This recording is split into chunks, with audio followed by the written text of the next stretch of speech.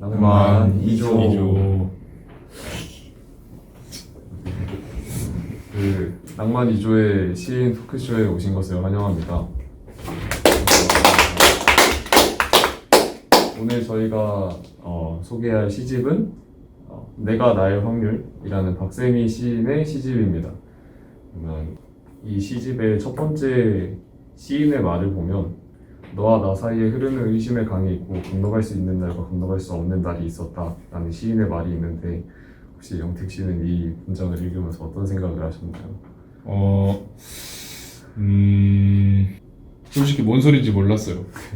뭔 소리인지 몰랐는데 근데 뭔가 이 시집의 전체적인 분위기를 위한 빌드업 같은 게 아닐까 생각했습니다. 사실 저도 이 문장이 너무 어려워서 무슨 생각인지 잘 몰랐는데 그러면 이제 이 글을 써주신 시인을 모셔서 한번 그 의견을 물어보도록 하겠습니다.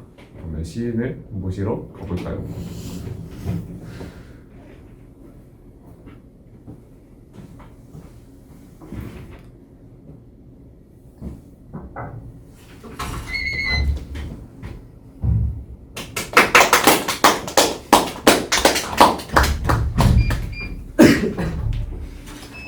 안녕하세요. 안녕하세요. 안녕하세요. 일일 박세미 시인 역할을 맡게 된 서은별입니다. 저희 낭만 2조가 선정한 시집이 박세미 시인의 내가 나일 확률입니다. 시에 대해 더 깊은 이해를 도모하고자 제가 시인의 역할을 맡아서 인터뷰를 진행해봤습니다.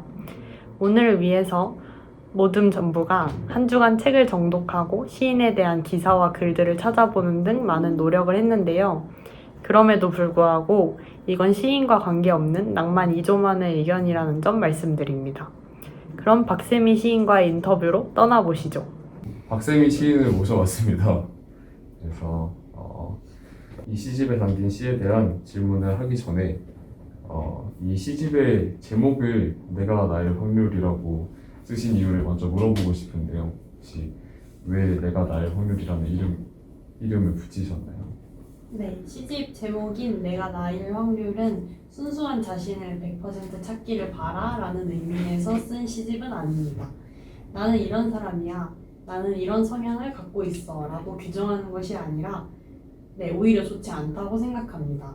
사회생활을 하다 보면 사람들이 이게 나의 본 모습이 아닌데 나는 원래 이런 사람이 아닌데 라는 말을 자주 합니다. 그 사람의 성격 혹은 독특한 원형이 과연 어디에 있고 무엇으로 규정할 수 있을까요? 오히려 내가 꼭 나여야 할까요? 내가 나일까 하는 질문에 대해 관심이 많습니다. 너는 지금 네가 몇 %라고 생각해? 몇 %였으면 좋겠어? 라고 묻는다면 0%였으면 좋겠어 라고 답하고 싶습니다. 100% 이게 나야 라고 확신하고 온전히 아는 순간 과연 행복할까요? 저는 아닐 것 같습니다. 저는 이러한 점을 말하고 싶어서 내가 나의 확률이라는 시집을 만들게 되었습니다. 네, 좋은 답변 감사합니다. 그러면 이제 이 시집의 일부 아프고 나면 정말 아플 겁니다 라는 파트로 들어가 보도록 하겠습니다. 그러면 일단 저희 질문을 드리기 앞서서 그 때라는 시의 낭송을 한번 부탁드릴 수 있나요? 네, 시작하도록 하겠습니다. 때. 메뚜기 한 마리가 뛰어다니면 그건 메뚜기다. 메뚜기들이 공중을 메우고 땅을 차지하고 지붕을 덮어버리면 그건 재앙이다. 사람들에게 재앙은 메뚜기일 리가 없다. 방문을 열고 엄마가 들어오면 나는 나들이 되어 있고 엄마는 나를 못 본다. 그건 재앙이다. 엄마에게 재앙은 나일 리가 없다. 밤이 된다는 것은 눈을 깜빡이는 순간에 어둠이 때로 몰려들 때 침대에 누워 엄마를 죽이고 아빠를 죽이고 애인도 죽이면 그건 나들이다. 꿈꿀 때 나는 재앙이 될 수 있다. 때를 지어다니는 내가 오늘 하나 더 죽으면 나는 내일 하루 더 살 수 있을 것 같다. 밤마다 눈을 감는 것은 수많은 거울을 만드는 일, 계속해서 나를 거울로 되돌려보내는 일. 오늘 밤은 내 방문 앞에 모여있다. 네, 이상입니다. 네. 제가 첫 번째 질문 이 시를 읽으면서 궁금한 점을 질문 드리도록 하겠습니다. 이 시에 등장하는 메뚜기랑 나는 모두 뭔가 무리를 지어서 때가 되는 순간 되게 부정적인 이미지를 주는 시어인 것 같아요. 그래서 마지막 부분에 밤마다 눈을 감는 것이 수많은 거울을 만드는, 즉 때를 형성하는 듯한 인상을 주는데 혹시 이 부분은 어떤 의도를 가지고 쓰신 건지 궁금합니다. 저는 눈을 감을 때 다양한 생각들에 잠깁니다. 이러한 다양한 생각들은 앞선 행들에서 나온 다양한 재앙을 불러오는 나의 때를 불러옵니다. 저는 사람마다 아픈 시기가 있고 그런 시기에는 밤마다 여러 가지 재앙과 같은 상상을 하고 나는 모습을 표현하고 싶어서 눈을 감아 수많은 거울 속의 나의 상을 만든다고 썼습니다. 네, 좋은 답변 감사합니다. 혹시 패널 분들은 이 때라는 시를 읽으면서 어떤 생각을 하셨을까요? 이제 제가 때라는 시를 읽으면서 느낀 게 처음에 때라는 시를 보면은 때라는 개념이 어떠한 역할을 맡는지에 대한 부분이 나오고요. 그다음에 이제 본격적인 이야기가 시작되는데 무척이나 시인께서 극단적으로 이야기를 진행하시는 것처럼 느껴졌어요. 특히나 이제 뭐 죽고 죽이는 그쪽 부분도 있겠지만 더 느낀 게 이제 오늘 하나 더 죽으면은 나는 내일 하루 더 살아갈 수 있을 것 같다 라는 부분인데 이제 아무래도 화자가 지금 좀 부정적인 상황이고 말씀하신 것처럼 아픈 시기가 있다는 상황이잖아요. 거기에 좀 대입해서 생각을 해보니까 오늘의 나를 죽여야지, 그러니까 희생을 해야지만 내일을 살아갈 수 있는, 어쩌면 신이 약간 벼랑 끝에 서 있다는 점이 느껴졌고요. 그런 맥락도 있고 또 이제 시인께서 전체적으로 시를 쓴 분위기를 봤을 때 신이 어떤 목적을 가지고 썼고 그걸 또 제가 느낄 수 있었던 것 같습니다. 다음으로 저희가 질문 드리고 싶은 시는 1부의 아무것도 하기 싫어라는 시입니다. 아무것도 하기 싫어라는 시는 최주영님에게 낭송을 부탁드리도록 하겠습니다. 아무것도 하기 싫어. 불을 끄지 않고 잠드는 이유는 조금 더 선명한 악몽을 꾸기 위해서다. 머리가 잘리면 몸이 말해. 몸이 말할 때 머리는 가장 투명해진다. 퇴근 시간의 지하철, 작은 심장을 가진 아이가 낮게 깔린 공기를 붙잡고 서 있는 것. 그러니까 어둡고 무겁게 만들고 싶어서 힘껏 무기력해진다. 시체 보존선에 맞춰 누워 취미와 열정에 관해 이야기하는 것. 꽃 없는 꽃병을 건드릴 때 하필 왈칵 쏟아진 오늘 같은 것. 고여있던 공기가 흐르기 시작하면 각설탕으로 집을 지어야지. 비가 달게 내리게. 끈적한 햇빛이 내리쬐면 빈터에 앉아 묵묵히 흘러내려야지. 다시는 결심 같은 건 하지 않겠다고 결심하면서.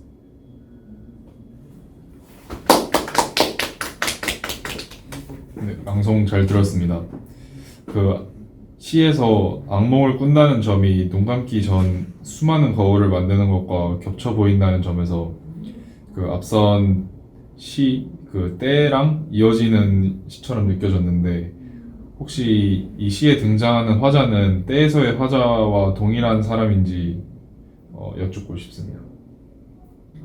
네, 늘 같은 저라고 할 수 있겠습니다. 저도 아직 진짜 저를 찾아가는 과정에 있긴 하지만요.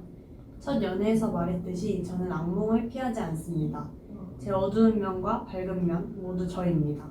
이 시는 제 무력감 속 미비한 욕망이 드러난 시라고 생각합니다. 네, 제가 이어서 다음 질문을 드리고 싶은데요. 시 내용 중에 머리가 잘리면 몸이 말해, 몸이 말할 때 머리는 가장 투명해진다. 그리고 시체 보존선에 맞춰와 같은 부분에서 제가 이 부분들을 읽었을 때는 뭔가 현실에 치여서 시들시들해진 사람들의 모습이 그려졌습니다. 이 사람들이 왜 이렇게 힘들어하고 있을까요? 그리고 조금 더 충격을 받았던 거는 심지어 어린 아이마저도 비슷하게 만들고 싶다는 부분이 조금 충격적이었습니다. 시를 쓸 때 저는 무력감에서 빠져나오고자 악몽 속에서 최악의 상황을 가정해 보았습니다. 조금 격하게 표현되었지만 이후에 나온 행들이 사실 실제 세계에 대한 관찰일지도 모르겠습니다. 조금 어려운 말로 표현된 것 같지만 저도 아직 시를 쓸 때 의미 하나하나를 풀이하면서 쓰는 것은 아니라서 저도 읽을 때마다 새로운 느낌이 들긴 합니다. 요즘 되게 사회적으로도 이슈가 많은 시기인데 그래서 이런 되게 좀 거친 현실이 더 많이 반영되는 시였던 것 같습니다. 그럼 패널분들에게 아무것도 하기 싫어를 읽고 난 뒤에 드시는 생각에 대해서 한번 여쭤봐도 될까요? 아무것도 하기 싫어는 사실 제가 낭송을 하기도 했지만 가장 공감됐던 시 중에 하나인데요. 이제 시를 쭉 보다가 시체 보존선에 맞춰 누워 취미와 열정을 강히 이야기하는 것 이런 부분이 나오는데 사실 되게 모순적인 부분이잖아요. 시체 보관선에 맞춰 누워 있다는 거는 자기가 죽은 상태임을 보여준다고 생각하는데 그 밑에 보면은 취미와 열정에 맞춰 이야기하는 것. 죽어 있지만 이제 엄청나게 열정적이고 이야기한다는 건데 이걸 생각해 보니까 그런 경험이 떠오르더라고. 이제 내일은 뭘 하고 뭘 해서 뭘 해야지 라는 정한 계획이 있고 목표가 있는데 정작 저는 누워서 빈둥거리고 있는 거지. 딱 그 상황이 생각이 나더라고요. 그래서 읽으면서 정말 이 화자의 상황이 좀 더 공감이 되기도 했고 그렇게 공감이 되다 보니까 시의 내용도 잘 읽히고 감정이 더 입이 됐던 것 같습니다. 그럼 이제 다음 시로 한번 넘어가 보겠습니다. 다음에 저희가 질문을 드리고자 하는 시는 1부의 마지막 부분에 있는 시인 몇 %입니까입니다. 이 시는 김나연 씨에게 낭송을 부탁드리도록 하겠습니다. 몇 %입니까? 숨어있는 분이 있다는데 항상 열쇠를 쥐고 다녀야 한다는데 배우가 되려면 목구멍 깊숙이 눈물을 잘 흘려야 한다는데 당신 옆을 지나칠 때 우연히 내 걸음이 놓친 것들, 나를 통과한 말들 진심이 진심에 덮여 사소해질 가능성, 내가 나일 확률 띵틀 하나를 넘으면 다시 띵틀 낮과 밤의 경계에서 누군가는 동물이 된다는데 몸속을 뒤집어 가장 순결한 보호색을 띈다는데 당신이 당신일 확률 띵틀 하나를 넘으면 다시 띵틀 그릇이 깨지는 날엔 손이 가벼워졌다 내가 나를 다스릴 수 있다는데 스스로 밧줄을 쥐고 있을 가능성 당신 얼굴을 그리고 손가락으로 외곽을 문지르면 당신이 흔들린다 내가 흔들린다 띵틀 하나를 넘으면 다시 띵틀 나는 띵틀과 넘어진다. 낭송 잘 들었습니다. 일단 이 시에서 이 시 제목 자체가 그 시집의 제목이 포함된 시인 만큼 그냥 질문 없이 넘어갈 수 없었는데요. 일부에서는 이제 등장하는 자아들이 모두 악몽을 꾼다거나 무기력하거나 깨끗하지 못한 사랑을 하는 등 주로 부정적인 상황에 놓여 있었던 것 같습니다. 이런 흐름 속에서 이 시는 자아에 대한 질문을 던지는 것처럼 느껴지는데 이 시가 일부의 마지막에 배치된 이유는 무엇인가요? 네. 제 시집의 흐름을 읽어주셔서 감사합니다. 1부를 시작하며 아프고 나면 정말 아플 겁니다 라는 말을 적어 놓았습니다. 제가 1부를 통해 하고 싶은 말을 이 시를 통해서 하고 싶었습니다. 이 시에 써놓았듯이 인생은 띵틀 하나를 넘으면 다시 띵틀입니다. 그 와중에 내가 나일 확률을 떠올려 보셨으면 좋겠습니다. 지금까지 우연히 지나쳤던 것들, 까먹은 말들 등등 이 세상 모든 것이 맞아 떨어져야 지금의 내가 있는 것임을 안다면 아픔의 연속인 인생을 버틸 수 있을 것이라고 생각했습니다. 마지막으로 1부의 마지막 시인 몇 %입니까? 라는 시를 읽고 패널분들이 어떤 생각을 하셨는지 좀 여쭙고 싶습니다. 저는 몇 %입니까를 낭송을 하고 그리고 또 박세미 시인께서 과연 내가 나일 확률을 한번 떠올려 보라고 얘기를 해주셔서 곰곰이 생각을 해봤는데 아무리 생각해봐도 제 스스로 내가 나일 확률이 몇 프로라고 정의를 못 내리겠더라고요. 그래서 그냥 뭐 물리적으로 존재하는 나 이 정도가 내가 나일 확률이고 나머지 거의 99.9%는 눈에 보이지는 않지만 계속 변화하고 있는 저의 정신적인 모습이나 어쨌든 눈에 보이지 않는 저의 모습이라고 생각이 들었습니다. 계속 그러니까 변화할 수 있는 저의 모습이 99%라는 뜻이니까 앞으로 추후에 내가 나일 확률은 몇 프로일까를 더 생각해 보는 것보다는 어떻게 나를 변화하고 정의시켜 볼 수 있을까라고 생각해 보는 시간을 가져보려고 합니다.